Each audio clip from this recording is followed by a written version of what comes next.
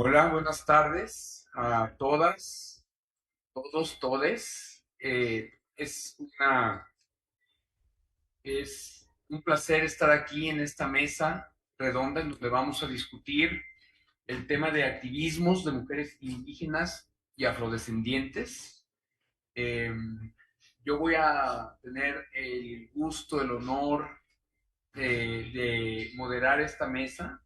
Creo que ya estamos aquí también conectados con la gente en línea también, porque hay transmisión en vivo por YouTube. Entonces, hay una audiencia importante. Es la última sesión de la tarde, pero seguramente no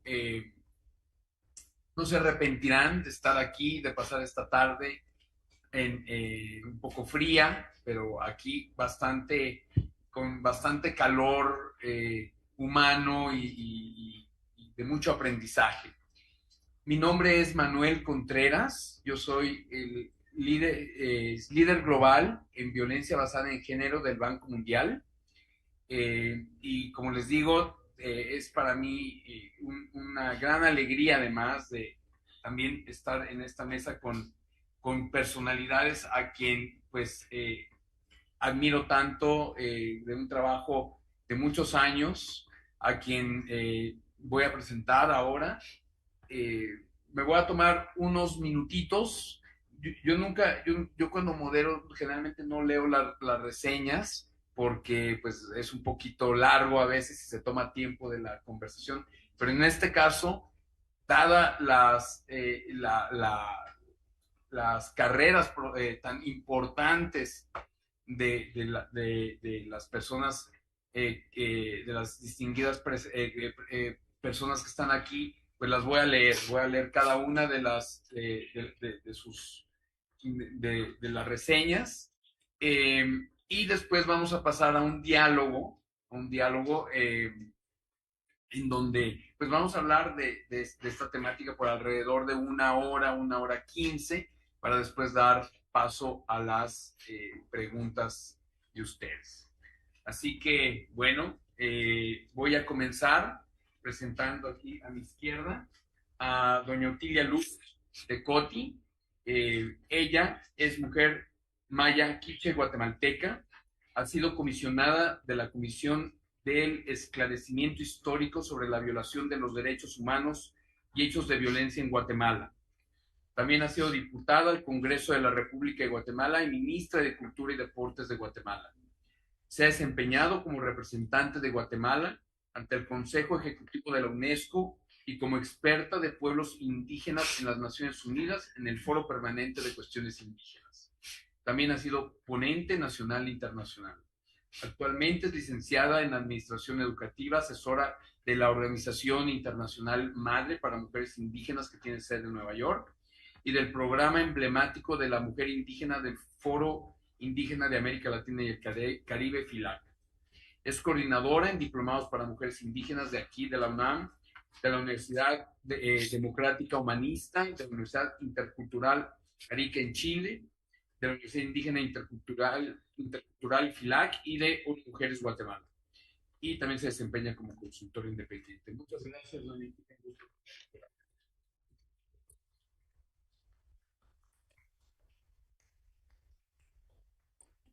Voy a seguir aquí a mi derecha, presentando ahora a Fátima Gamboa Estrella, quien es directora general de pues, una organización aquí en México muy importante que fundamental en este tema, X Justicia para las Mujeres.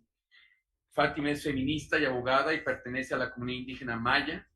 Fungió como abogada litigante en la organización civil Centro Alternativo para el Desarrollo Integral Indígena y forma parte de la Red Nacional de Abogadas Indígenas en México.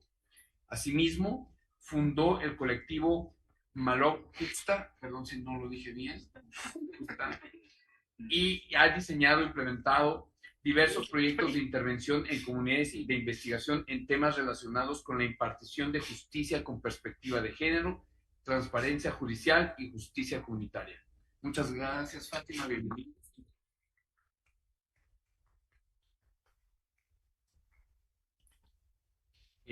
Más allá a mi derecha les presento a Rubí Nolasco Cruz, quien inició su trabajo comunitario a la edad de 13 años como promotora social voluntaria en una clínica rural del Instituto Mexicano del Seguro Social, abordando temas de salud sexual y reproductiva en la población indígena. En 1995 inició su formación como traductora, gestora y defensora a través del Departamento de Procuración de Justicia del Instituto Nacional Indigenista, teniendo como objetivo realizar difusión de los derechos humanos, derechos de las mujeres y de los niños, así como la asesoría y defensoría de la población indígena. En el 2000 recibió el Premio Nacional de la Juventud Indígena en la rama Educación y Desarrollo Comunitario.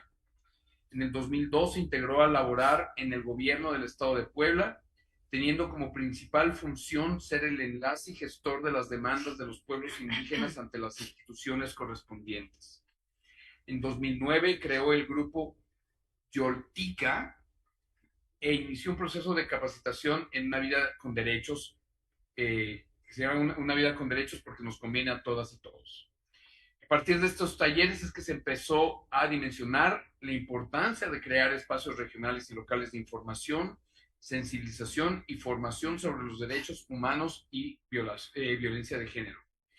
Becaria del programa NDN, donde se piloteó el proyecto de detención y prevención de la trata de personas en comunidades indígenas con perspectiva intercultural en colaboración con la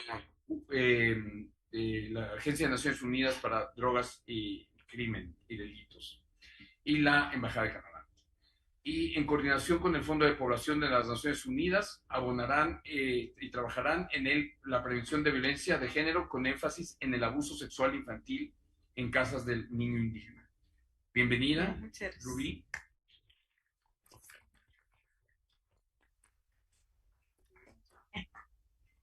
Finalmente les presento a Celeste Sánchez Sujía, quien es licenciada en Psicología y está haciendo el doctorado en Ciencias Biomédicas por la Universidad Nacional Autónoma de México, especializada en el análisis interseccional y los cambios en la conducta modulados por procesos neuronales. Sí, suena. Suena. Bueno, todo suena muy importante, pero ya no el proceso neuronal nadie sabe de mi campo, entonces, bueno. Sí. En la actualidad es directora de Afrodescendencias en México, Investigación e Incidencia AC, coordinadora del capítulo México de la Coalición Global contra el Racismo Sistémico, integrante del movimiento Estamos Listas y senadora suplente por la Ciudad de México. Ha participado en proyectos de promoción de los derechos de las personas afrodescendientes y migrantes, con énfasis en niños, niñas, adolescentes y mujeres, así como en iniciativas de combate a la discriminación, el racismo, la xenofobia y otras violencias que experimentan estas poblaciones. Además, fue integrante de la Comisión Interna de Equidad de Género en el Instituto de Fisiología Celular de la UNAM.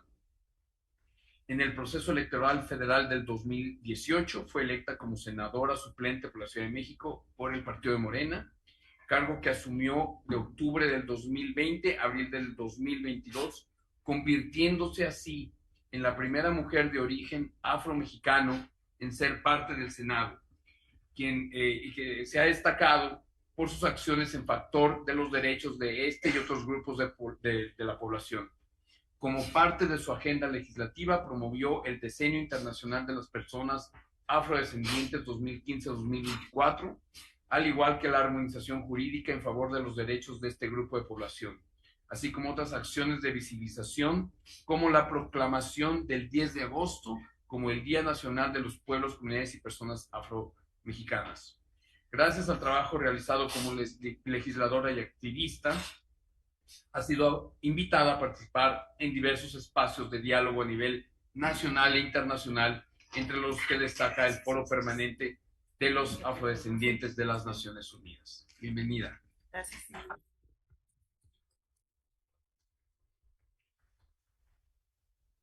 Y yo también, además yo quería también decir que yo también soy de la UNAM, así que eso como paréntesis, porque yo estoy muy orgulloso de eso, de estar ahora nuevamente acá. Bueno, vamos a comenzar con unas preguntas que tenemos. Vamos a ir, pues ahora sí como en orden medio aleatorio. Yo creo que podemos empezar con doña Otilia acá. La primera pregunta, pues uno de los temas de este congreso son las particularidades interseccionales de la violencia de género. Eso está nombrado ahí como uno de los ejes importantes de este congreso, ¿no? De discusión.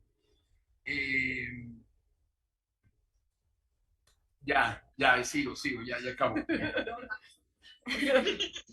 Y bueno, en este sentido, yo queríamos preguntarle cuáles serían algunas particularidades de la situación de violencia de género para las poblaciones indígenas. ¿Qué se le pasó? Las particularidades de la violencia en las poblaciones indígenas. ¿Te considera?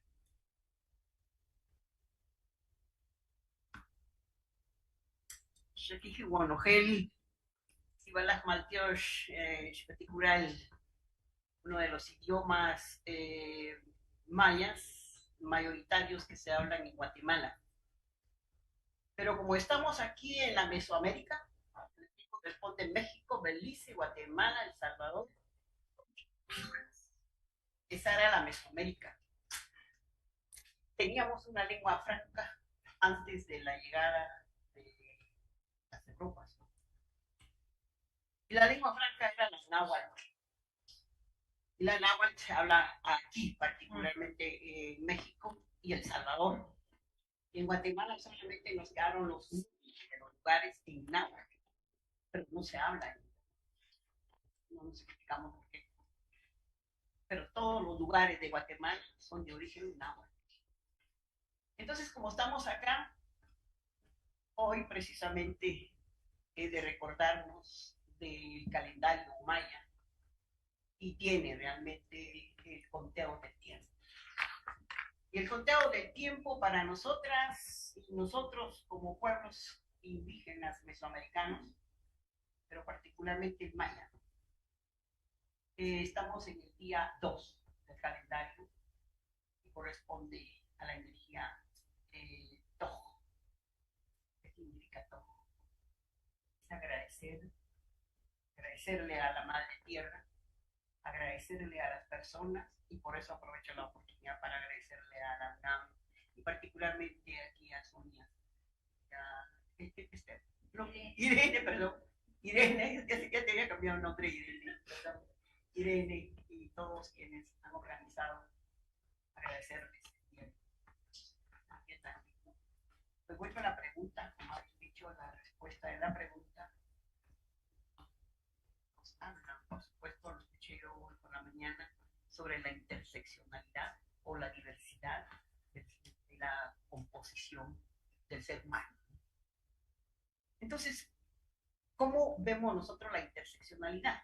Y especialmente para el trato del tema que nos convoca, la violencia. La violencia contra las mujeres.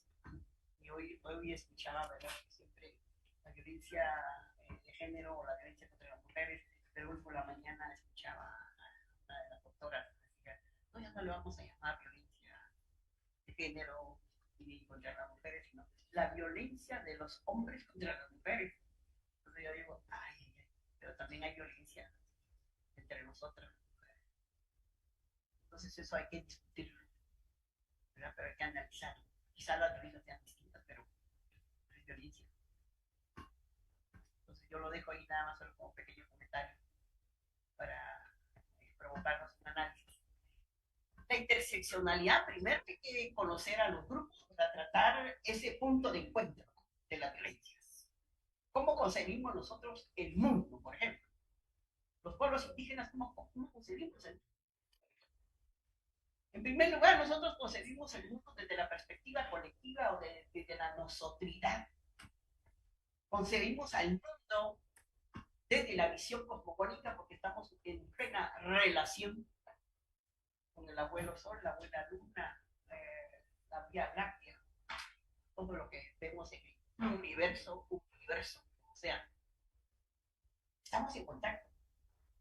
A nosotros se nos educó, por ejemplo, el cuidar perfectamente los 9 meses de gestación, y en vista a con la luna, y cuidado con los eclipses.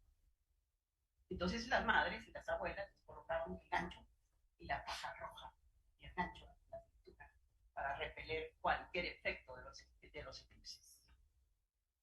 Todos sabemos leer, quienes llevamos ese tipo de aprendizaje, enseñanza, sabemos leer las nubes, cuando va a llover, cuando cae granizo, cuando cae la nieve, eso se lee.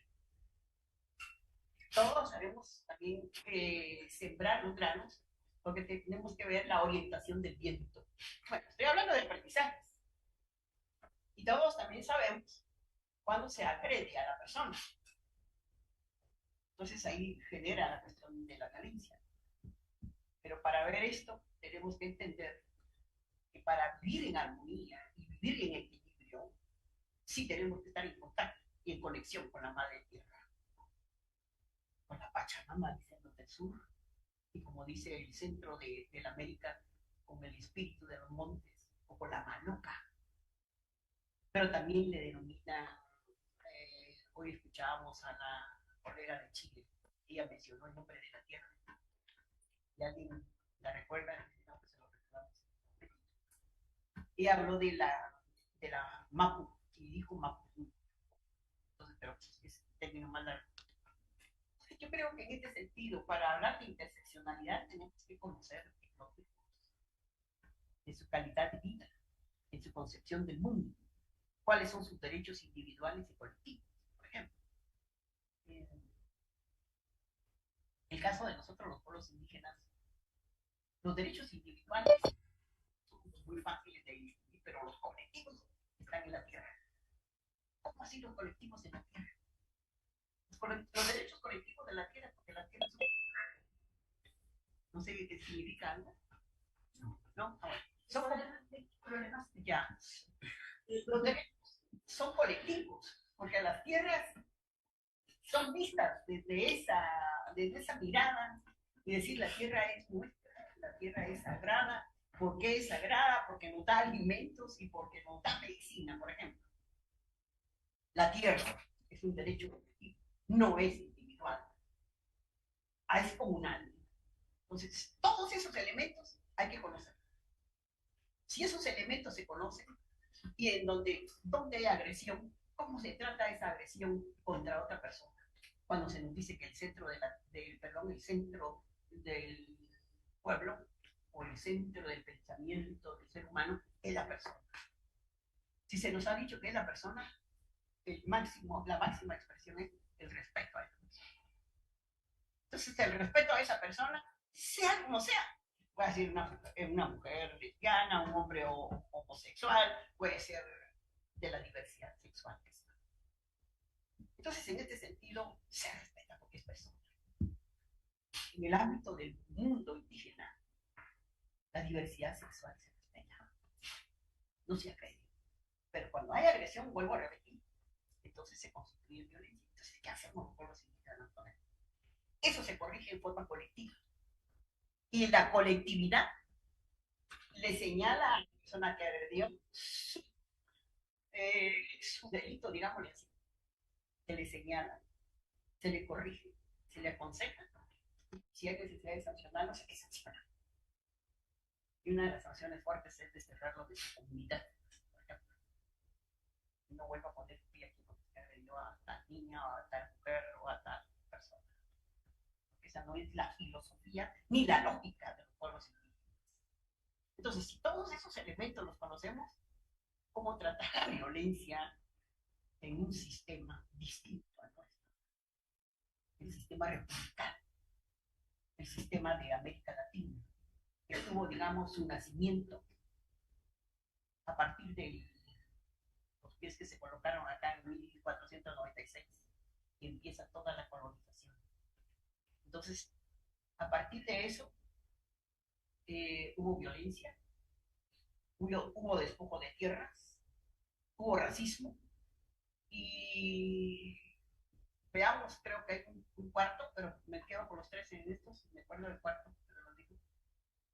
ante ese flagelo que se heredó y se reproduce en nuestros tiempos, y hoy en la mañana se hablaba de la descolonización. Ese es el mensaje para todas nosotras las que estamos acá y todos nosotros. ¿Cómo descolonizarnos? Porque la violencia no nos trae equilibrio y no nos trae armonía. La violencia no es parte de los derechos colectivos del ser humano. ¿Cómo hacer para que eso se pueda erradicar? Cuando es un problema de ciudades, problemas de comunidades. Entonces, ¿cómo tratar? Tenemos que conocer a los afros también. Es cómo los afros conciben el mundo. Y tenemos que escuchar a los LGBTI más. Cómo ellos conciben el mundo y por qué son rechazados en un mundo y por qué en otros sí se les respeta. Incluso ellos dicen, ¿verdad? Pero es por la misma concepción. Dicen, nos hemos encontrado con mucha más armonía en el mundo feminista. No, es importantemente. Pero no han visto al mundo indígena, ni tampoco qué dicen, ¿verdad? Los indígenas que tienen también esa orientación sexual. Entonces yo creo que en este sentido tenemos que conocer todos esos aspectos para tener la potestad de hablar de la interseccionalidad, los puntos de encuentro. El punto de encuentro es el ser humano y no hay vuelta de hoja. Y te voy a respetar como sos, como eres o como es. Ese es el punto de partida y el punto de llegada. Y que todos tenemos los mismos derechos por ser seres humanos, ¿no? Y que porque se bueno, que por aquí hay una diferencia de color, el tamaño, el pelo, etcétera, los idiomas, pues está bien, esa es la riqueza del mundo, porque es la diversidad cultural es prácticamente un patrimonio universal. Porque si aquellos blancos que se creen los únicos que siembran prácticamente en sus mentes la separación de los morenos, los negros, los amarillos o los rojos, ¿verdad? Creo que sí están equivocados, porque somos seres humanos. Estamos hechos de un óvulo y un espermatozoide. Yo no sé si hay otra forma de cómo concebir al ser humano. Entonces, ¿por qué? ¿Por qué entonces ese tipo de violencia contra nosotras las mujeres y contra los hombres? También hay violencia. ¿Por qué? ¿Cómo se explican las guerras que existen ahora, Ucrania, Israel y Palestina? Cuando Israel y Palestina son primos hermanos, hijos de primos hermanos y tuvieron su origen también. ¿Y cómo es posible? Entonces, que se viva en ese inframundo, pues. El inframundo para nosotros para nosotros los mayas, es lo más bajo que puede existir. Es cuando el ser humano llega a fondo y con su maldad, y ahí va más para abajo, ¿verdad? Entonces, vemos esa maldad en todos los seres humanos que andan en guerra. O como decíamos con Manuel me quedan segunditos. Manuel me decía, ¿cómo está Guatemala convulsionada? ¿Y cómo es posible? ¿Cómo creen ustedes que un binomio que ganó elecciones libres no le quieran dar toma de posesión el 14 de enero? Por eso Guatemala está en plena resistencia. Entonces es la incapacidad del ser humano de entender cuáles son entonces los derechos del ser humano. Muchas gracias.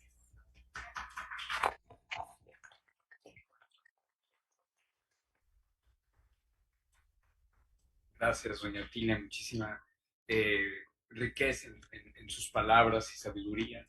Y tomando en cuenta justamente la parte de interseccionalidad y escuchar la misma perspectiva, pero de otros grupos, le quería hacer la misma pregunta, Celeste, en relación de las particularidades de la violencia para las poblaciones afro. Bueno, pues primero muchas gracias por la invitación. Gracias también a todas las personas que están Y bueno, antes de comentar acerca de las particularidades que las mujeres afromexicanas sufren desde las violencias y por qué en este momento podemos hablar de un afrofeminismo, de mujeres afromexicanas ya organizadas, y es debido a esto, a todas las violencias que hemos vivido desde que existimos en este país, y no solamente en este país, porque conversamos con otras mujeres afrodescendientes de otros países y tenemos las mismas problemáticas y nos entendemos mejor que quizás con otras mujeres mexicanas que no se autoascriben como mujeres afromexicanas o como mujeres indígenas. También agradecerles la invitación a la UNAM, siempre es un gusto estar aquí y pues quisiera antes de todo preguntar quién en esta sala se autoadscribe como mujer afrodescendiente, afromexicana o negra. ¿Verdad? Solo yo, ¿no? Y bueno, y eso, pues no es que esto no significa que no existamos o que a mí me sacaron de algún otro lugar, ¿no? O que no estemos simplemente en estos espacios, no somos quizás ni siquiera nombradas ni visibilizadas. Y esta es una de las grandes violencias que sufrimos las mujeres afromexicanas, ¿no? Y este es un ejemplo de ello. Cuando justo mencionan lo de mi doctorado, lo de que estaba en la UNAM, ¿no? En psicología, fue hasta la edad de 22 años que yo me autoascribí como tal, ¿no? Que conocí acerca del tema y es por eso, por la invisibilización que hay en todos los espacios, tanto académicos, en la escuela, en el día a día acerca de nuestra autoascripción y por qué es tan difícil a pesar de que en muchas ocasiones me preguntan, ¿pero qué? ¿No tenías un espejo en tu casa? Y pues claro que tenía un espejo, ¿no? Claro que sabía que había diferencias entre nosotras, en mis compañeras en la escuela, en el trabajo, en los lugares en donde me desarrollaba, pero no sabía por qué, no sabía por qué quizás me decían, ¿no? Que si estaba despeinada, que por qué tenía el color de piel más oscuro, que por qué mis rasgos, ¿no? No conocía nada el porqué de mi fenotipo y no solo de mi fenotipo, sino también de las tradiciones y costumbres en las cuales me desarrollo, ¿no? Esta es una de las particularidades que vivimos las mujeres afrodescendientes, pero también considero que las mujeres que son de algunos pueblos originarios que también han buscado borrar en la historia de nuestro país con esta idea del mestizaje acerca de que si existimos, que hay mujeres diversas en nuestro país y en todos los países, ¿no? Como les digo, converso con compañeras afrodescendientes y tenemos las mismas dificultades. La visibilización ha sido tema muy, muy importante en nuestras agendas y lo sigue siendo, ¿no? Me da mucho gusto que ahora hay mucho más mujeres afrodescendientes visibles, estamos más organizadas y esa es una particularidad también, ¿no? Pero es debido a esto, a que sufrimos más violencia que los hombres afrodescendientes, esto hay que decirlo, ¿no? No solamente en las comunidades, en los pueblos, sino también en las ciudades. Otra de las cosas en las cuales hemos sufrido o hemos vivido este tipo de violencia es pues que se nos hipersexualiza, se nos exotiza, siempre se piensa que las mujeres son afromexicanas, afrodescendientes o negras, son insaciables, que depende también de las formas del cuerpo, que también qué es lo que se busca, ¿no? O que se quiere.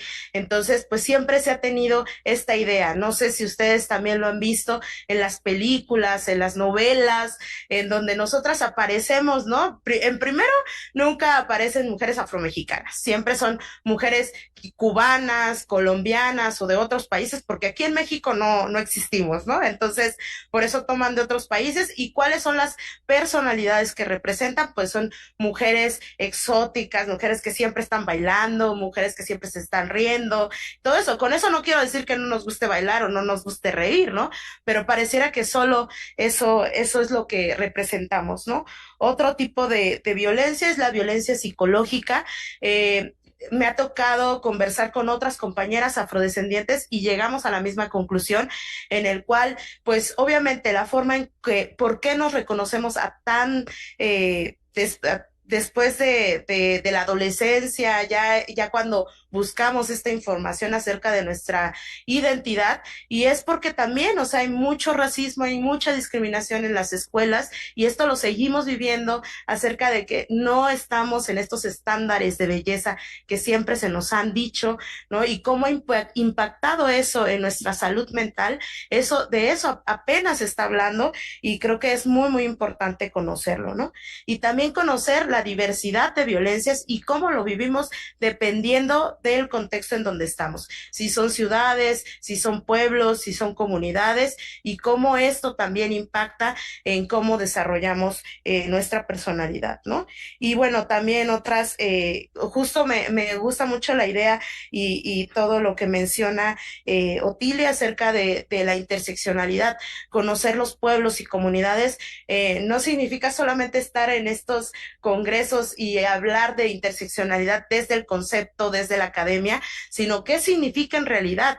No estamos partidas en pedazos y decir, bueno, tú eres negra, pero pues también puedes tener algún tipo de discapacidad, también puedes tener otro tipo de situaciones, y no por eso es que se nos tome como distintas partes, ¿no? Todo esto lleva un contexto y lleva una forma de vivir la afrodescendencia aquí en México, pero también en otros países, ¿no?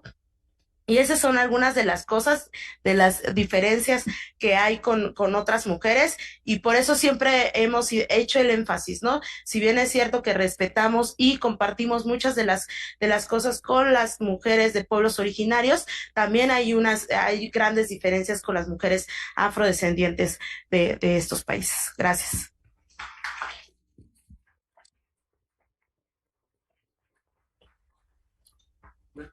Y justamente de las dos primeras exposiciones, yo quiero resaltar justamente la cuestión de conocer a los grupos, conocer ese mundo particular. Entonces, en ese sentido, a Rubí, a ti te quería preguntar, eh, o sea, ¿cómo sería ese conocimiento y la importancia de ese conocimiento para entender y trabajar el tema de violencia? Ahorita les compartí un video que me gustaría mucho que pudiéramos ver. Y justo las casas de la mujer indígena, bueno, el video lo realizan quienes colaboramos en la Casa de la Mujer Indígena, es como parte de un ejercicio. Entonces, si me apoyan.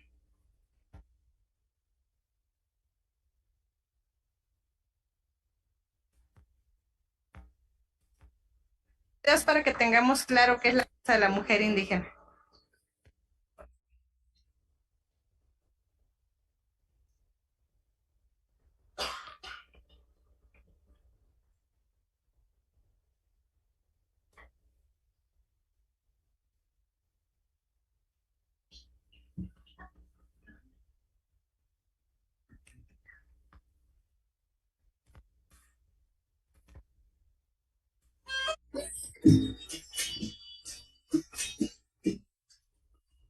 Somos una organización de mujeres náhuatl capacitadas, decididas a generar un cambio en la vida de las mujeres, contando con el apoyo institucional del gobierno y la sociedad civil, para crear una vida libre de violencia y atender la salud sexual y reproductiva en el ejercicio pleno de los derechos de las mujeres indígenas.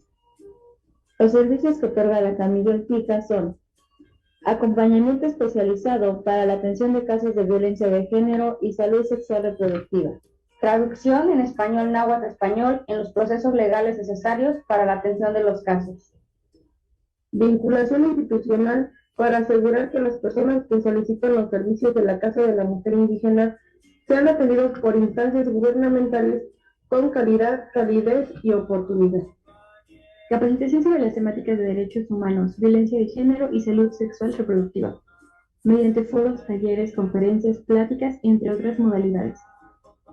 Formación especializada de promotoras y promotores en temáticas relacionadas con los derechos humanos, violencia de género, salud sexual reproductiva y de métodos y técnicas didácticas. Todos estos servicios son gratuitos. Nos ubicamos en Tlaola, Puebla, en calle Corregidora número 88, Colonia Centro.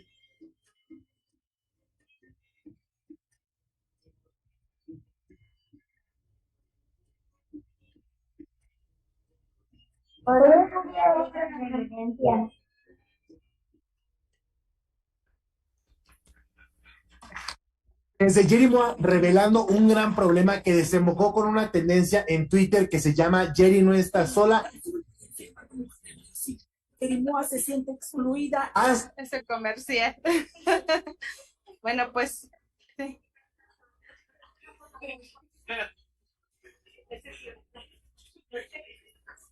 Un comercial. Yo me voy a presentar. Cuali Tonali Naumecuantzitzi, Motoca Rubino Lasco Cruz, soy indígena náhuatl de la Sierra Norte del estado de Puebla, de Tlaola, Puebla.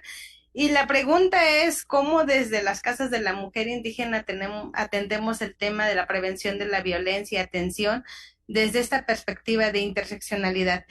Les pedí que viéramos el video porque las mujeres que estamos atendiendo desde la Casa de la Mujer Indígena somos mujeres indígenas. Hay 35 camis en todo el país y somos mujeres indígenas que atendemos el tema de violencia y salud sexual reproductiva desde la cosmovisión de nuestros pueblos indígenas. Se hablaba que para poder atender hay que conocer a la población.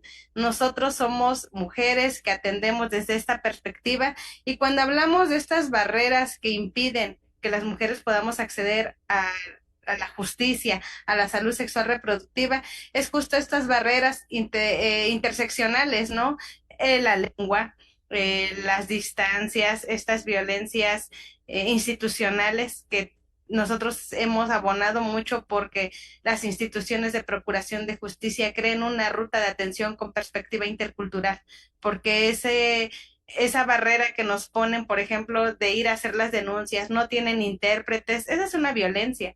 No tienen intérpretes, los centros de justicia están a 4 horas de nuestras localidades, los peritajes psicológicos se tienen que hacer en la capital del estado, no tenemos médicos legistas en casos de violencia sexual y además el ver nuestro cuerpo, las mujeres indígenas, lo decía nuestra hermana Otilia, hablábamos del territorio, nuestro primer territorio es el cuerpo y hablar del cuerpo, hablar de salud sexual reproductiva en comunidades indígenas, pues tiene que ser desde nuestras miradas como pueblos indígenas. El tema de acceso a la justicia, el tema de que conozcamos los derechos en las comunidades también tiene que ser abordada desde una visión, desde nuestros contextos, desde una visión intercultural. Hablábamos mucho en las comunidades que tenemos muchas leyes, muchos instrumentos legales del cual podemos hacer uso, tanto locales, nacionales, internacionales, pero en las comunidades esta información no está llegando justo por estas violencias. La información, decían, ¿cómo hacen las instituciones para hacer llegar esta información? Hay que traducir los folletos a la lengua materna. Sí, pero quienes son hablantes de las comunidades, lo hablamos, pero no lo escribimos, tampoco lo sabemos leer. Entonces las instituciones tienen que voltear a las comunidades indígenas y la creación de políticas públicas tienen que ser creadas desde las comunidades para que sean implementadas y para que realmente no sea una utopía este tema de la información y poder acceder a la justicia. Estas son las violencias, las particularidades para atender la violencia en las comunidades. Las casas de la mujer se crearon en el 2003, justo pensando todavía, creo que para ese entonces, todavía no se hablaba del tema de interseccionalidad, pero se hablaba de las mujeres y se hablaba de cómo se tiene que atender desde nuestras perspectivas como mujeres indígenas, desde nuestros sentires, desde nuestras comunidades y para que realmente las mujeres vayan y se atiendan en estas casas, ¿no? ¿Por qué? Porque en estas casas de la mujer indígena siempre decimos que se atiende con esa calidez de mujer indígena que está atendiendo y acompañando a otras mujeres indígenas, desde esta confianza, desde esta comprensión de nuestra cosmovisión de nuestros pueblos. Las violencias en comunidades se han naturalizado tanto que creemos que así es la vida de las mujeres, que así tiene que ser, porque nos han dicho, hay dichos, ¿no? Las mujeres, pues nacen con la cruz y pues nos tenemos que aguantar, y entonces hacer visible la violencia en comunidades también tiene que hacer desde estas miradas comunitarias. Hace un rato yo me quedé, estaba yo escuchando cómo estaban haciendo como estos diagnósticos de las encuestas en el tema de violencia y los diagnósticos que se están presentando, y nos hablaban de las encuestas, nos hablaban como de estos datos, cómo sacan estos datos. Para las casas de la mujer indígena, nosotros en Puebla creamos, junto con la CAMI de Veracruz, una metodología participativa, pero desde esta parte de cuidar, hablaba la compañera, ¿no? Desde el cuidado del cuerpo, desde el cuidado del pensamiento, desde acuerpar, pues los sentires de las mujeres. Entonces se crea una metodología, sí son encuestas, pero son muy cuidadas porque las mujeres difícilmente hablamos de las violencias que vivimos. Una es porque la hemos naturalizado, otra es porque también hay violencia comunitaria en las comunidades, y otra es pues también que hablar de la salud sexual reproductiva en el tema de violencia de salud sexual es muy, pero muy complicado, ¿no? Entonces, creamos nosotros un diagnóstico donde nos habla como de estas estadísticas de violencia que hay en comunidades, pero sí, la violencia, el tema de violencia, el tema de salud sexual reproductiva, que también ha sido muy violentado, no solamente en comunidades indígenas, a nivel mundial. Sí tiene que ser con esta mirada de ver estas interseccionalidades y también de verlo desde los contextos locales de nuestras comunidades. Por eso creo que es muy importante que quienes estamos abordando este tema lo abordemos bajo esos contextos, bajo el contexto de derechos, bajo el contexto de interculturalidad y sobre todo en el contexto de género, y pensando en las mujeres, atendiéndolas con esa calidad y esa calidez que pues que también se da mucho en las comunidades, y que a veces estas partes de las instituciones y quienes no están dentro de la comunidad, pues a veces es muy complicado que entiendan estas particularidades de las comunidades indígenas.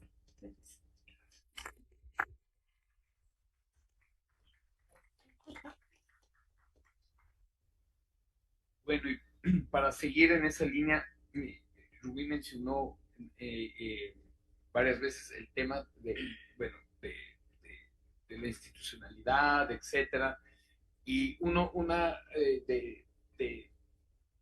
digamos, una parte importante de trabajar el tema de violencia de género es la parte de justicia. Entonces, Fátima, yo quería que nos contaras más de cómo las particularidades dentro de la población indígena, cómo se ve este acceso a la justicia en situaciones de violencia de género. Muchísimas gracias. Bueno, antes que nada, muchísimas gracias por la invitación, Sonia. Somos fan de tu trabajo desde X Justicia para las Mujeres y todo lo que haces con las estadísticas y los números. Y bueno, también reconocer y agradecer a la maestra, porque sí la conozco, maestra, doña Otilia, que ha recorrido y abierto brechas y caminos para todas las mujeres, no solamente en México, sino en el mundo. Entonces, muchas gracias, doña Otilia, y de lucha. Ok, cosas que decir. Justicia, particularidades, derecho. Yo como lo veo, no, hay que tener cuidado. Cuando hablamos de particularidades, de repente pareciera que los pueblos indígenas y las mujeres indígenas tenemos ciertos derechos específicos o derechos, digamos, como diferenciados a el resto de la población. Y por una parte, pero por otra parte, todas las personas y todas las poblaciones tienen derechos diferenciados. Es verdad, los derechos son universales, en tanto están en una ley escrita, en tanto están otorgadas por el Estado, pero la ley y el derecho como tal, escritos, carecen de contenido, están completamente vacíos, incluso yo diría, ¿no?, sin potencia, y se potencian y se dotan de contenido a partir de los movimientos de exigencia de las mujeres, de las poblaciones LGBT, etcétera, etcétera, de las mujeres con discapacidad. Entonces, ahí viene la potencia del derecho. Por eso decir, nosotros vamos a trabajar con derecho con mujeres indígenas en comunidades mayas y les vamos a enseñar el derecho, es no. El derecho y la ley carecen de contenido y se dotan de contenido a partir de una construcción colectiva. En el caso de las mujeres, entre mujeres, ¿no? Entonces hay que tener mucho cuidado con eso. Las particularidades, todo mundo tiene particularidades específicas y no somos ni la minoría ni el grupo raro, ¿no? Entonces creo que podemos mirar así desde esta parte de universalidad del derecho. Interseccionalidad. Está bueno hablar de interseccionalidad y me parece que la interseccionalidad viene a plantear las diferencias y las diversidades y los diversos sistemas de opresión por los que se atraviesan las mujeres y se amalgaman. Algo que le ha pasado a la interseccionalidad es que pareciera que es un discurso que se está utilizando únicamente para, desde la victimización y desde el quitar agencia a partir de la victimización, la triple discriminación, la mujer pobre, la mujer indígena, la mujer lesbiana, la mujer con discapacidad. Entonces, cuando yo le pregunto a los jueces, bueno, ¿y tú cómo atiendes la interseccionalidad? Y entonces ya no hay propuesta, porque la interseccionalidad se ha quedado en la enunciación, en la visibilización de los sistemas de opresión, y es un discurso que se utiliza mucho desde el Estado y también mucho desde la academia de una manera vertical, pero ¿en dónde está la propuesta? Y creo que aquí entonces es muy importante hablar de justicias en plural, hasta que la diversidad se haga costumbre. ¿Por qué de justicias en plural?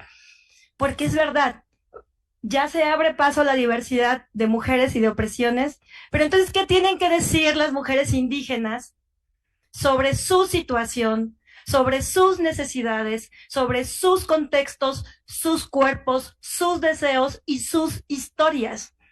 Y lo que tenemos que decir es diferente, ¿no? Entonces, para nosotros, esos son justicias.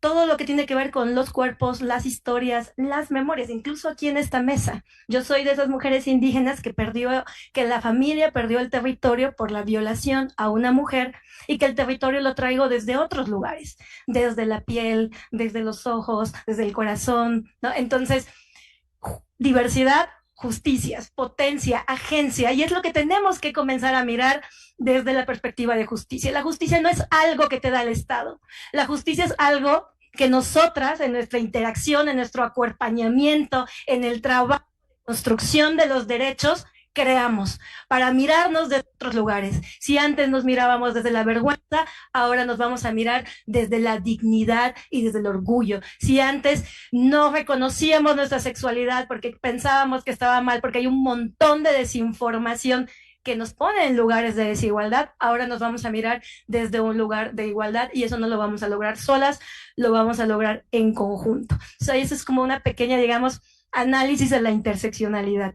Ahora bien, justicia, cómo hacer justicia a las mujeres indígenas y cómo atravesar estas miradas a la política pública y al derecho. Yo diría que una de las cosas principales es justamente construirnos en derecho.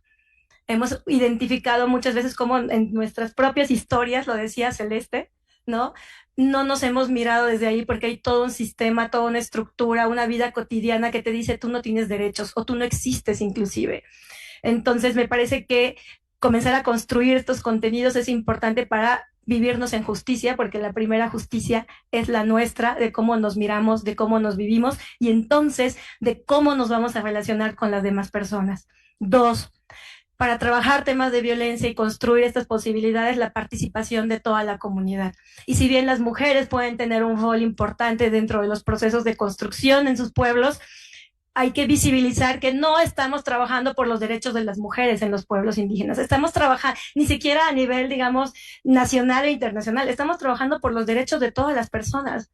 Porque en la medida que yo logre mi emancipación, la sociedad va a lograr su emancipación del racismo y de la discriminación. Entonces, esto es de ir vuelta. Estamos trabajando por la paz, estamos trabajando por la justicia. La otra son estos enfoques diferenciados de las violencias, ¿no? Estas violencias, cómo se dan en cada cuerpo, ¿no? Y se pueden, dice la doctora Otilia, de manera colectiva o de manera individual, también de los pueblos indígenas. Sí, un poco, Rubí, las propuestas situadas, ¿no? Propuestas que partan del contexto. Todas las comunidades tienen parte de la solución a los conflictos. Ay, miren, ya me siento como diputada, ¿sí? Solo voy a hacer así y ya. Entonces, las propuestas situadas y las garantías de justicias en las comunidades. Desde el feminismo, y mucho se ha dicho que no se pueden resolver las situaciones de violencia por la justicia comunitaria o la justicia indígena, bajo la premisa que la justicia no se media, no se concilia. Pero resulta que en las comunidades, las autoridades, a través del diálogo, ¿no? Se critica el problema y se trata de llegar a una solución. Pero entonces hay una ley general de acceso, una ley general de víctimas que te dicen no, y un montón de autoridades que le dicen a las autoridades comunitarias, tú, caso de violencia, automáticamente no lo atiendas. Con eso perdemos muchas posibilidades y mucha potencia de atender con la cultura propia, con la lengua propia, en el propio territorio, sin que te cueste, sin procesos larguísimos de años que nunca van a llegar a nada, que se puedan atender ciertas situaciones que sí tienen cabida dentro de la justicia comunitaria. Con estas consignas que a veces se tejen también desde los feminismos, se le niega la justicia a las mujeres indígenas, su propia justicia, la justicia indígena o la justicia comunitaria. Y la otra es la participación plena de las mujeres.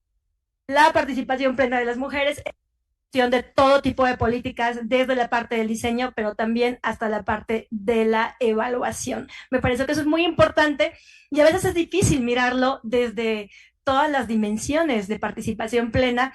A veces nos ocupan como investigadoras para levantar encuestas en la comunidad, ¿no? A veces como para rebotar algunos resultados, pero no nos ven en un término como de horizontalidad, que a pesar de que sí tengamos nuestras, digamos, hablemos diferente, de que no hay escuelas, somos expertas de nuestra propia vida y de la discriminación que vivimos y también de los contextos comunitarios. Entonces ahí está nuestra expertise y una no es más que el otro, se pueden complementar.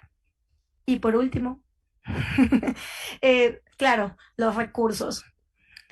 No hay recurso para derechos de los pueblos indígenas ahora mismo en México y tampoco para las mujeres indígenas. Ahora mismo las CAMIS están luchando por el presupuesto como cada año se lucha por el presupuesto. Y estamos en un estado en donde se han aprovechado del compromiso y de la vocación comunitaria de las mujeres indígenas para no pagar el trabajo que se hace en promoción, defensa y acompañamiento de derechos en las comunidades, porque como somos muy buenas, entonces nuestro compromiso, pero bueno, también hay una institución pues que tiene sueldos, ¿no? Entonces, el trabajar derechos humanos debe ser algo remunerado de manera digna como cualquier otro trabajo.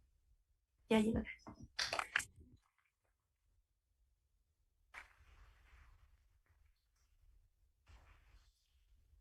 Realmente, no, es una conversación tan interesante, tan importante. Teníamos 5 preguntas para cada quien, pero creo que ni siquiera es necesario eso. Creo que vamos a una ronda más de participación para después también dar un poco de tiempo para que haya unas preguntas.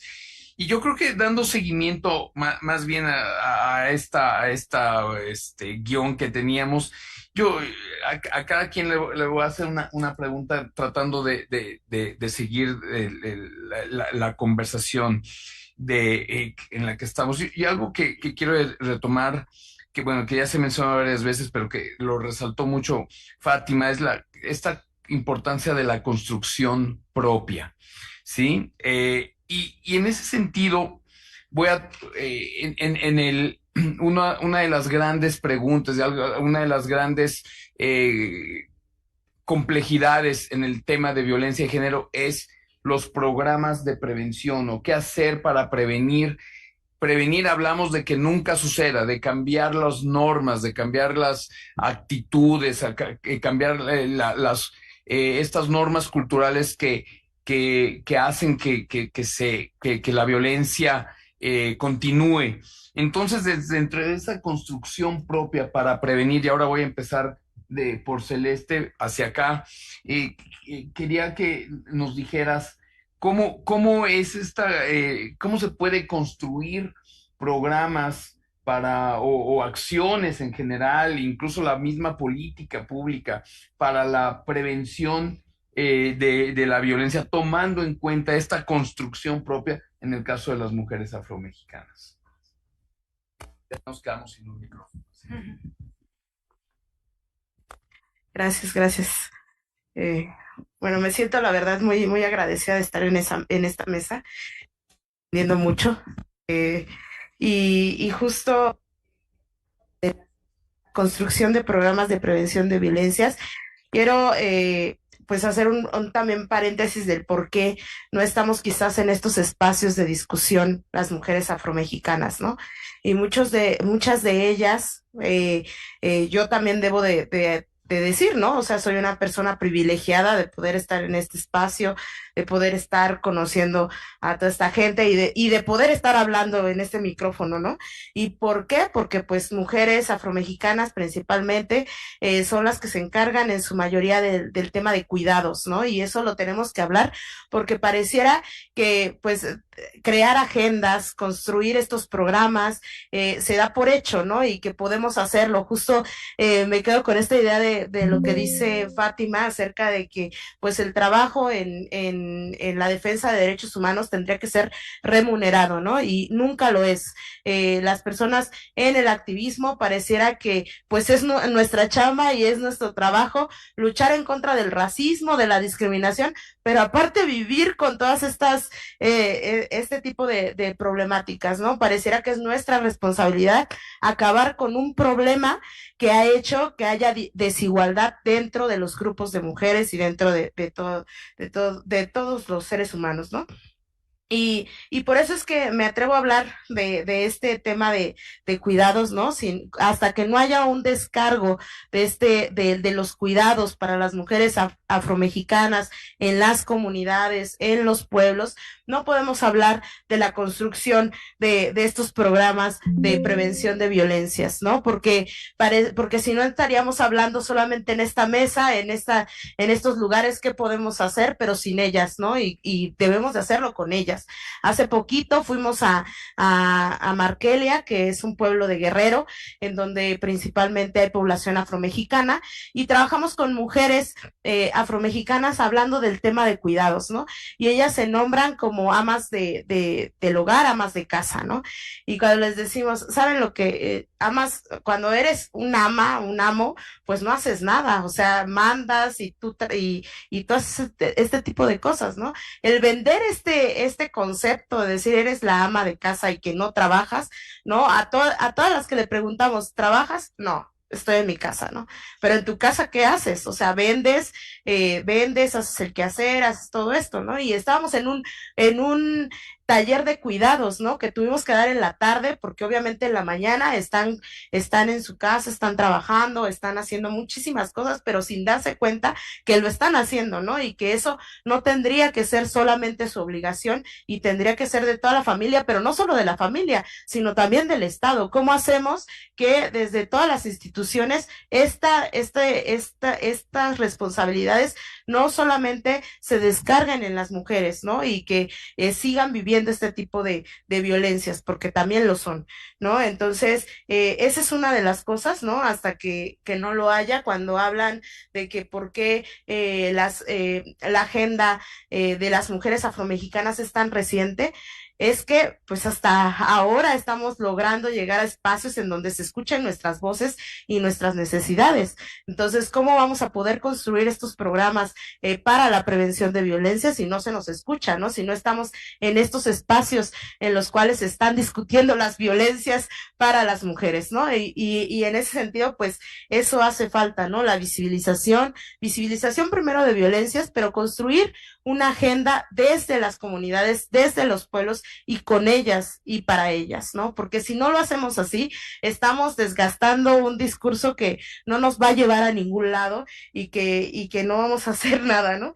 Y pues otra de las cosas que también obviamente concuerdo con ustedes es el presupuesto, ¿no? O sea, si no hay un presupuesto que vaya a esto, pues pueden hacerlo de nombre, pueden haber este tipo de espacios, lo que mencionaba, este enfoque también desde la perspectiva afrodescendiente, que estos espacios en las instituciones también haya mujeres afrodescendientes, porque es de verdad, nos parece hasta de risa cuando dicen, es que atendemos a las mujeres afromexicanas, pero en esa estructura no hay ninguna mujer afromexicana, ¿no?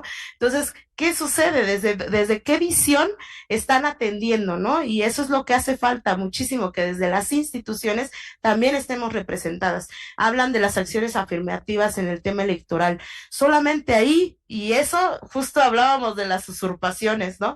Entonces, ¿en dónde estamos en el Instituto para las Mujeres, ¿no? En el Instituto Nacional de Pueblos Indígenas? ¿En dónde estamos en estas instituciones? Hasta justo en la Secretaría de Economía, en todos estos lugares que parecía que solo nos tocan los de pueblos indígenas y afromexicanos, o prevención de la violencia, o prevención de la discriminación y el racismo, ¿no? También tendríamos que estar en estos espacios de poder en donde la economía, las finanzas, tendríamos que estar viendo cómo se atendería, ¿no? Entonces creo que hay muchos retos antes de hablar de cómo construir programas en contra de la violencia, ¿no? Desde las comunidades se están buscando algunos mecanismos, pero pues obviamente tienen que distribuir todos los tiempos entre el cuidado, entre la casa, el activismo, y pues obviamente no hay todos estos recursos para que esto avance de mucho mejor manera, ¿no? Gracias.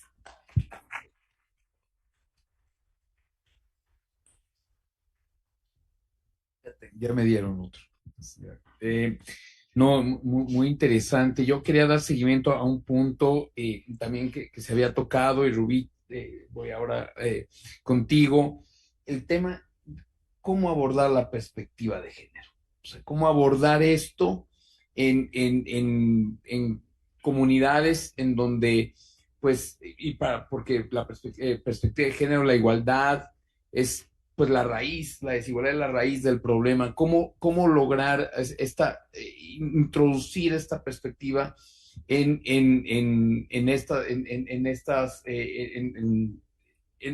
tomando en cuenta la interseccionalidad?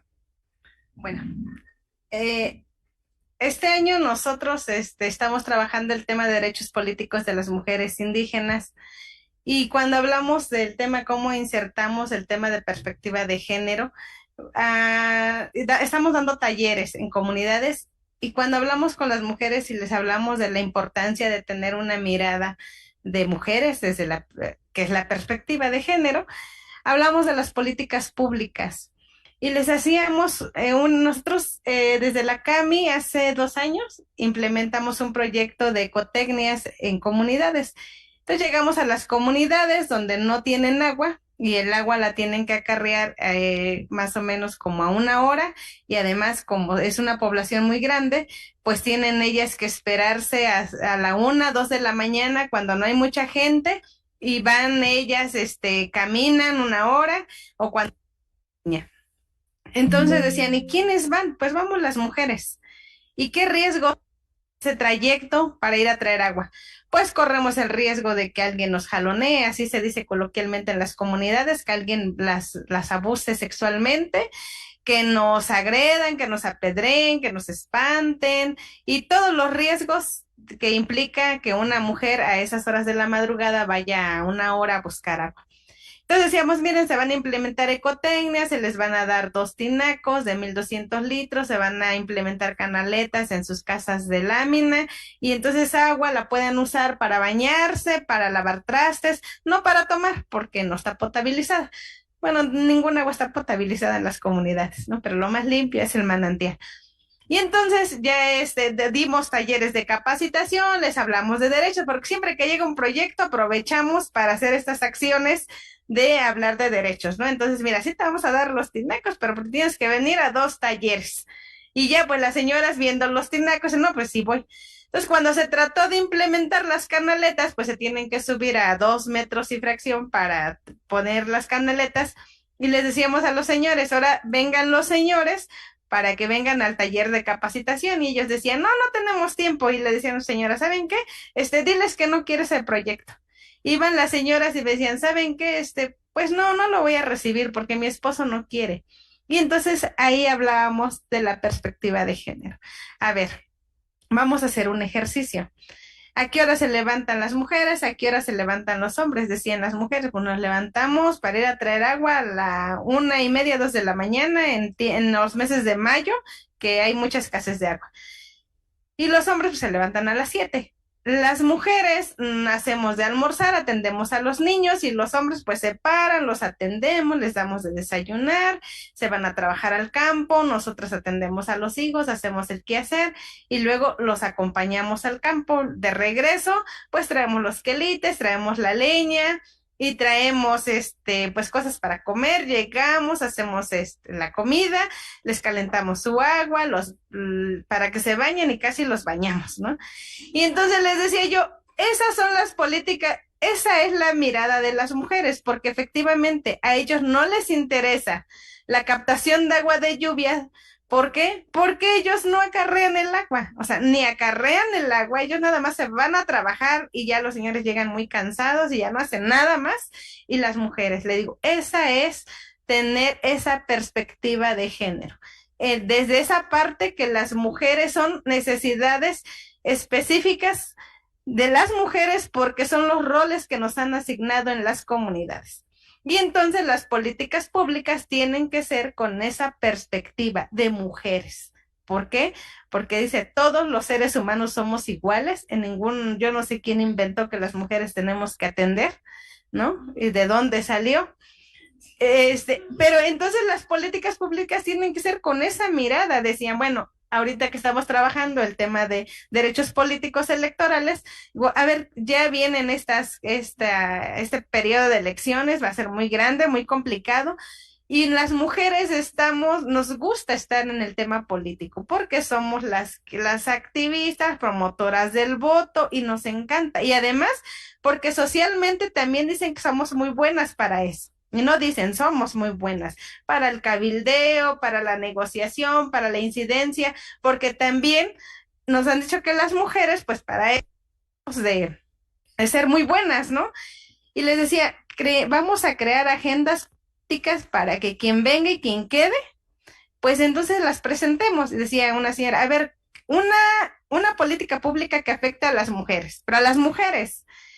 Y dice un señor que estaba en el taller, es el alumbrado público.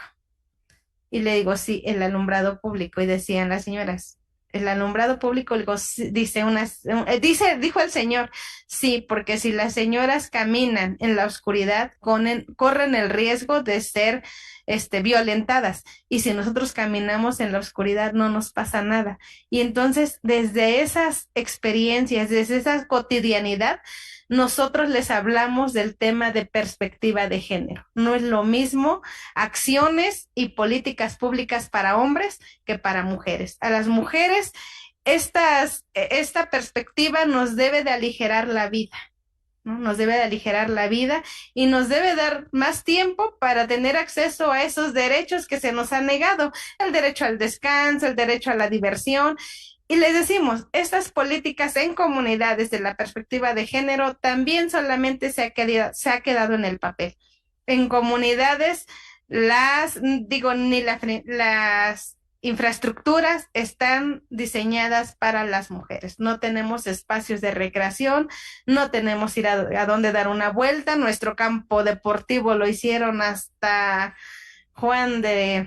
donde da vuelta el viento, y entonces no tiene luz, han asaltado como 2 veces ahí, y las mujeres no vamos, y menos llevamos a nuestros hijos y a nuestras hijas. Entonces, desde ahí, desde ahí nosotros abordamos el tema de la perspectiva de género.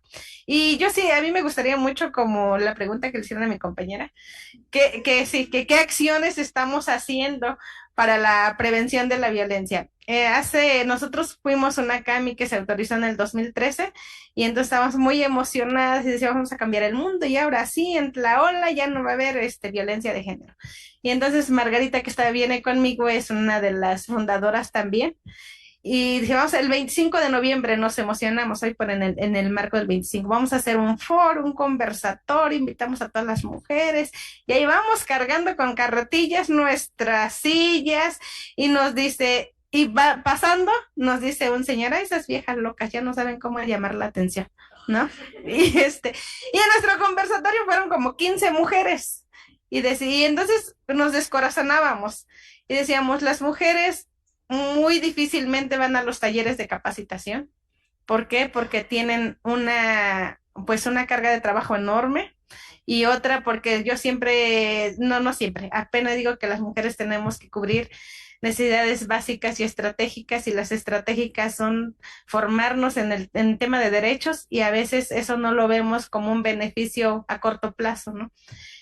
Y entonces decíamos, bueno, las mujeres que ya tenemos muy interiorizada también nuestro sistema patriarcal, porque lo que decía Fátima es que también primero tenemos que deconstruirnos nosotras y quienes estamos trabajando estos temas también estamos sanando nuestras propias situaciones de violencia. Y entonces decíamos, bueno, las mujeres ya es bien complicado, incluso para nosotras, ¿no? Porque luego yo me cacho así como no, Rubí, a ver, gobiérnate y eso no es así porque ya tuviste talleres de capacitación, ¿no? Y entonces estamos trabajando con las niñas el tema de proyectos de vida y empoderamiento de niñas. Y con los niños el tema de nuevas masculinidades. Y efectivamente, hoy nos están viendo en los espacios, en estos medios digitales, efectivamente, nos están quitando los recursos a las organizaciones de la sociedad civil y nosotras, las organizaciones de la sociedad civil, vamos a donde no van las instituciones. Por ahí les voy a compartir después un video. Fuimos a una comunidad a dar un taller de empoderamiento de niñas, sueños y aspiraciones y caminamos 2 horas. Y todo el equipo iba bien emocionado por ir a dar esos talleres, porque les cambias la perspectiva a las niñas, porque en sus dibujos donde ellas sueñan con ser pilotas, con ser cantantes, con ser tecladistas, y cuando les das ese taller, bueno, dicen, ellas empiezan a creer que sí es posible y empiezan a trazar un proyecto de vida. Y hoy estar en la UNAM a mí me emociona muchísimo. Yo cuando era niña decía voy a estudiar en la UNAM, me casé muy joven, entonces ya no pude estudiar en la UNAM. Espero que cuando se abran las convocatorias las voy a pedir. Me gustaría estudiar derechos. Y entonces esa es la importancia de trabajar con los niños y con las niñas. Ya estamos a 8 años de la agenda, ¿sí, 8 años o 7 años de la agenda 2030? ¿Y qué reportes vamos a dar, no? Muchas gracias.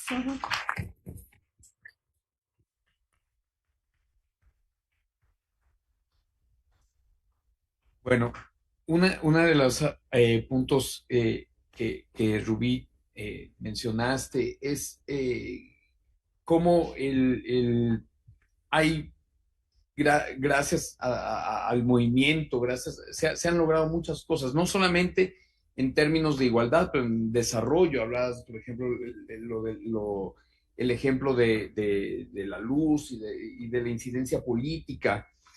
Y yo a Fátima le quería preguntar cuáles ves como los principales logros que ha tenido el movimiento feminista indígena, porque no todo es, o sea, el problema y todo, pero también quisiéramos resaltar lo que se ha logrado, que es mucho, no solamente, insisto, en el tema de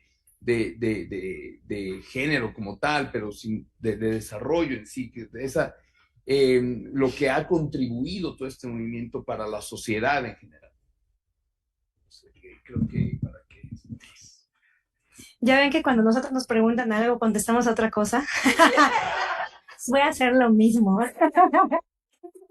No, miren, yo creo que el principal logro de las mujeres y de los pueblos indígenas es que estemos aquí, todavía vivas, a pesar de ¿no? Nuestra propia sobrevivencia como pueblos indígenas, las lenguas, las culturas, es un logro. Y todo lo que están haciendo todas las mujeres en todos en los espacios políticos, en los espacios comunitarios, en los espacios de ONG, son un logro. Entonces yo lo dejaría ahí, ¿no? Para pasar a esta parte de que, pues efectivamente, las mujeres indígenas, las mujeres afro, luchamos y ponemos el cuerpo en la lucha porque nuestra propia sobrevivencia y la persistencia de nuestros pueblos ha estado en riesgo siempre, ¿no? Entonces, no, a veces no es opcional entrar, digamos, a la lucha de los derechos humanos. Y la otra, que tiene más que ver con lo que yo hago dentro de X Justicia para las Mujeres, es poner un elemento importante para poder avanzar hacia los derechos de las mujeres en toda su diversidad. Y es que aquellas instituciones que tienen o detentan mayor poder, poder intelectual como validado, poder económico, financiamientos inclusive, organizaciones que trabajan por los derechos humanos de quien sea, tenemos que comenzar a hacer un ejercicio autocrítico de cómo son nuestras dinámicas y nuestras relaciones con los grupos y con los movimientos sociales.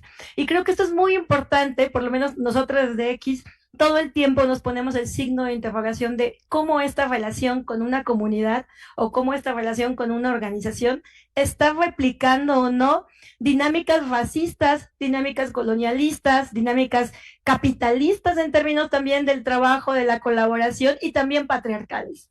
Entonces, es importante poder hacerlo porque en la medida de que estas relaciones cambien y que de este lado nos cuestionemos el lugar que ocupamos en la defensa de los derechos humanos, ¿no? Es importante, ¿no? Es como también este llamado que se hace del feminismo como mucho más blanco, de cuál es el nuevo lugar de las mujeres feministas blancas en esta lucha.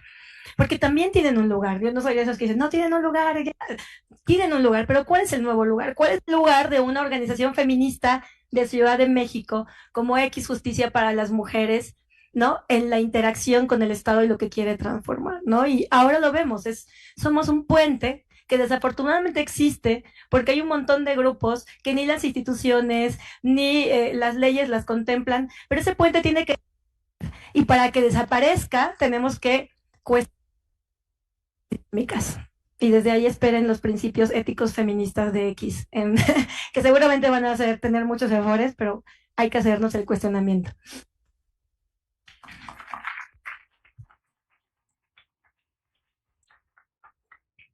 Gracias. Y bueno, cerrando con doña Otilia, y yo creo que retomando lo que dice Fátima, pues díganos lo que usted quiera, como quiera cerrar, cuéntenos, pero con su sabiduría.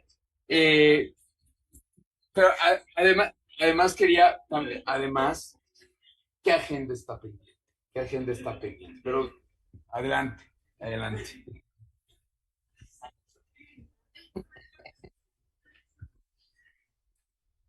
Pues no logro por dónde empezar, ¿verdad? Para irme desviando y después centrarme a la respuesta. Bueno, la verdad es que es una mesa de retos, ¿no? Y este congreso también nos desafía a todas. Y nos desafía en cualquier aspecto en donde hemos fallado. Entonces yo creo que en este sentido el congreso sí tiene que sacar recomendaciones fuertes para autoridades estatales, para la academia, para las mismas mujeres, para las juventudes y para la niñez, escuchando aquí a la compañera Nolasco, ¿no?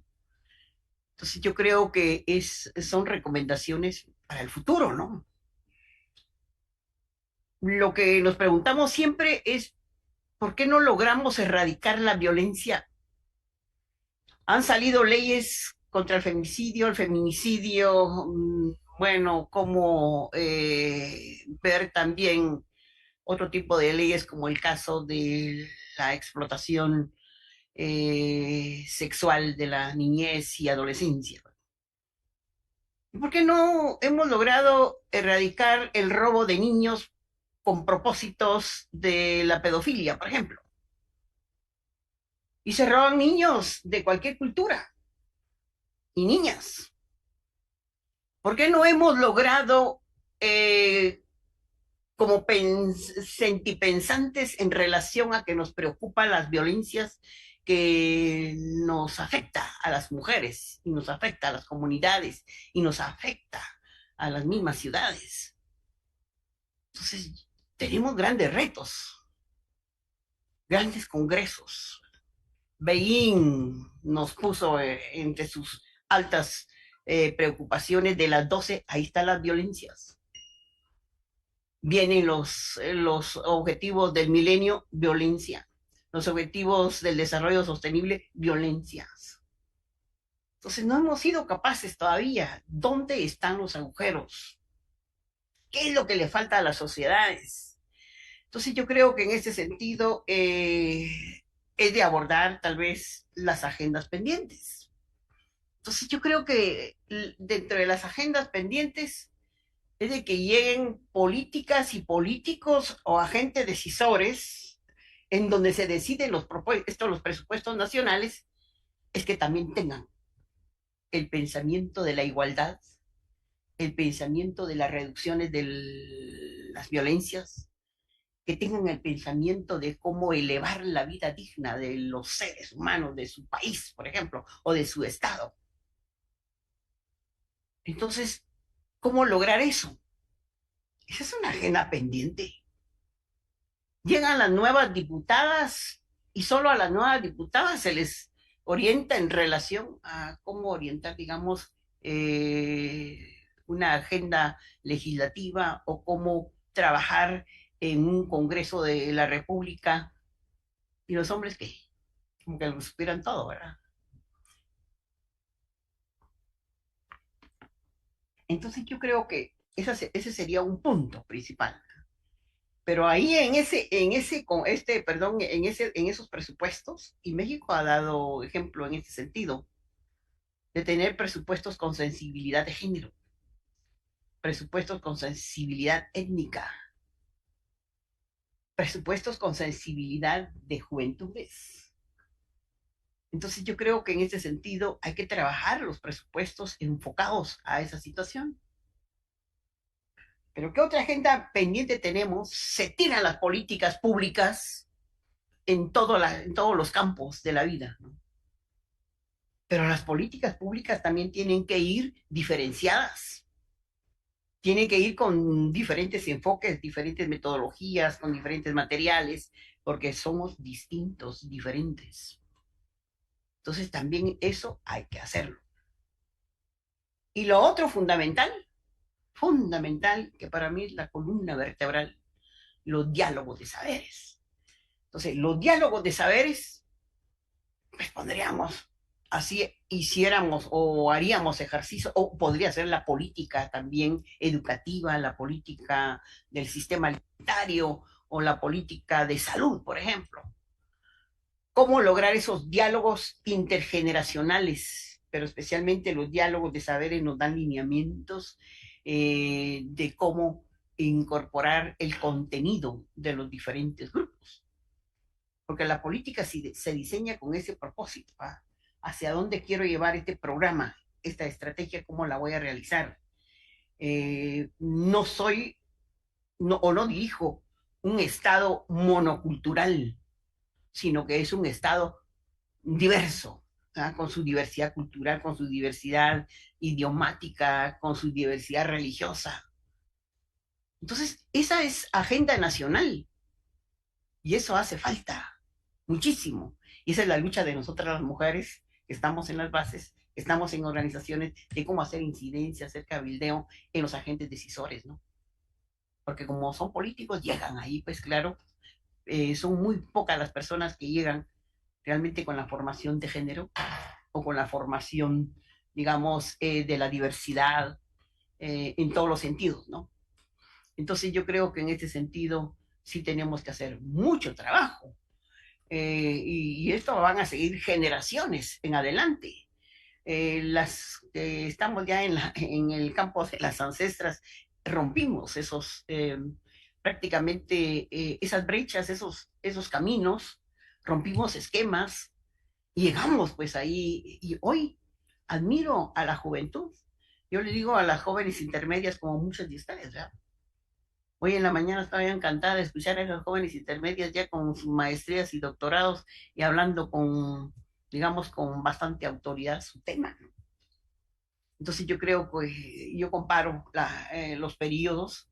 Yo digo, y hubiera tenido esa formación antes de ir a la conferencia de Beijing, hubiéramos hecho una gran revolución, las 136 mujeres indígenas que estábamos ahí, más las 21.000 mujeres mestizas o de otros países o de otras culturas que estaban prácticamente en esa conferencia. Yo creo que sí tenemos muchísimas pendientes que hacer, pero otra de las pendientes que yo quisiera tal vez resaltar, pero eso se puede lograr mucho en la vida privada, en la vida familiar, en la vida comunitaria. Quizás estoy pensando en lo que yo he vivido, esos grandes valores del respeto, de la complementariedad, de la dualidad, por ejemplo, y de la conexión que hacemos con la madre tierra y la conexión que hacemos con las personas. Si ese fuera un elemento formativo en nuestras familias y en nuestras comunidades, daríamos saltos cualitativos nosotras y nosotros. Esto es en el ámbito, digamos, privado. Pero cuando yo miro la cuestión de que, por ejemplo, pongo ejemplos, en muchas comunidades ha salido gente porque migra, o migra a las ciudades o migra a otro país. Entonces van perdiendo mucho de lo comunitario y se va perdiendo esa nosotridad, aunque la generación que va saliendo la lleva todavía, pero como que estar en otro país les absorbe muchísimo. Yo lo veo con los migrantes guatemaltecos que van a los Estados Unidos. Llegan a Guatemala, llegan a sus comunidades, pero el comportamiento ya es diferente. Bueno, ese es un aspecto. Hay pérdidas ahí. Pero hay, digamos, la vertiente que les hablé, que hay mucha nosotridad o comunidad y eso es una cosa tan maravillosa. Pero la gente que sale de esas comunidades ha aprendido cosas que no son propias de la comunidad. Dejan de ser, repito lo que dije para los Estados Unidos, dejan de ser comunitarios y se van individualizando tanto y que van cayendo a ciertos aspectos negativos. Ese es un elemento que a nosotros nos ha tocado corregir. Incluso llegan a juntas directivas de organizaciones y solo hombres. Y les decimos nosotros, no. Recordate que a nosotros nos formaron como dualidad y complementariedad. Por lo tanto, en esta cultura lo vas a conocer como paridad. Por lo tanto, tienes que ser paritario en tu organización. Por lo menos hemos incorporado, hemos logrado, ¿verdad?, hacer para que las juntas directivas sí ya hayan mujeres, por ejemplo. Es un aspecto que se ha logrado, pero es trabajo que tenemos que hacerlo nosotras las mujeres. Pero hay otros elementos, por ejemplo, que eso sí ya no está al alcance de nosotras. Llegan personas a comunidades muy remotas, contratan les ofrecen, ¿verdad?, que se las llevan a la ciudad capital, que les van a dar trabajo, que van a traer dinero para la familia, y solo jovencitas de 13, 14, 15 años, y se las llevan a la capital a trabajar, y las llevan con doble objetivo, uno para la explotación laboral y lo otro para la explotación sexual. Ese es un elemento que también duele, ¿no? Y nos duele también el robo de niños en nuestras comunidades. Y ya no aparecen. Y son los niños que van a aparecer tal vez en otros países con los propósitos de la pedofilia, ¿verdad? Entonces, eso también duele demasiado. Entonces, también las mismas comunidades tienen que establecer también sus propios objetivos de autodefensa. Si hay defensa, ¿no? Pero es también un reto para las comunidades o los pueblos indígenas, y es un reto para las ciudades, es un reto para los estados, ¿no? Entonces yo creo que lo que tenemos que entender es que somos seres humanos, ¿no? No hay vuelta de hoja, y que tenemos que respetarnos tal como somos. Entonces yo creo que en ese sentido, las agendas en las escuelas, mucho ojo, esas agendas políticas o políticas educativas, los maestros y maestras tienen la obligación de establecer esos diálogos de poder, esto de saberes, diálogos intergeneracionales, diálogos interseccionales y los diálogos intercientíficos. Tiene que haber ese diálogo también, especialmente en las juventudes que están en el nivel medio, esos diálogos intercientíficos, porque lo van captando, pero muy bien. Y entre los niños también tiene que haber esos diálogos. Qué bueno serían que los colegios de élites vayan a las escuelas públicas, pues, o a los colegios que están en las comunidades rurales. Sería un buen intercambio, ¿verdad? Buenísimo, porque mientras ellos están con una educación de calidad elevada y en establecimientos lujosos, vayan a ver las escuelas públicas, pues. Caminen también ahí por donde caminan los niños. Vean qué refaccionan los niños, ¿verdad? Yo di clases y la refacción de los niños era una tortilla o un tamal con chile o con algo. Esa era su refacción. Entonces, ¿cuál será la refacción de los niños que están en colegios, ¿verdad? Todo eso tiene que haber una interrelación. Tenemos mucho que hacer, ¿verdad? Pero ese tipo de conversatorio que hemos tenido acá puede llevarnos también, y especialmente a ustedes que tienen la habilidad de la pluma, escribirlo. Vayan haciéndolo. O que tienen habilidad de hacer podcast o cartelitos ahí informativos, un pensamiento, y circulen en las redes sociales.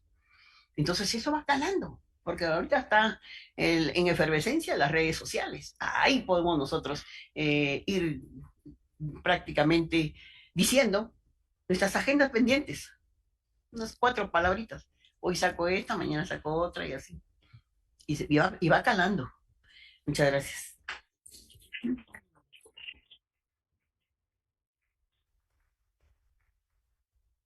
Bueno, pues estamos ya en la hora y digo, yo me quedo con esto que nos dice doña Otilia hemos tenido 1 hora y media de un diálogo de saberes en donde yo y me imagino que muchos de ustedes se van con un gran conocimiento, un gran aprendizaje y además con mucha motivación, ¿no?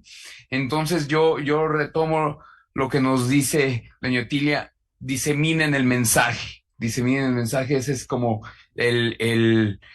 nuestra labor que tenemos que hacer, nuestra obligación como seres humanos para avanzar en este tema, para lograr este gran reto que tenemos, que es la igualdad de género y la erradicación de la violencia. Yo sé que no nos da tiempo para las preguntas, pero les invito a acercarse y también tenemos el día de mañana para poder convivir, conversar con nuestras excelentes ponentes, a quienes les agradezco muchísimo toda su sabiduría que nos compartieron. Gracias por estar.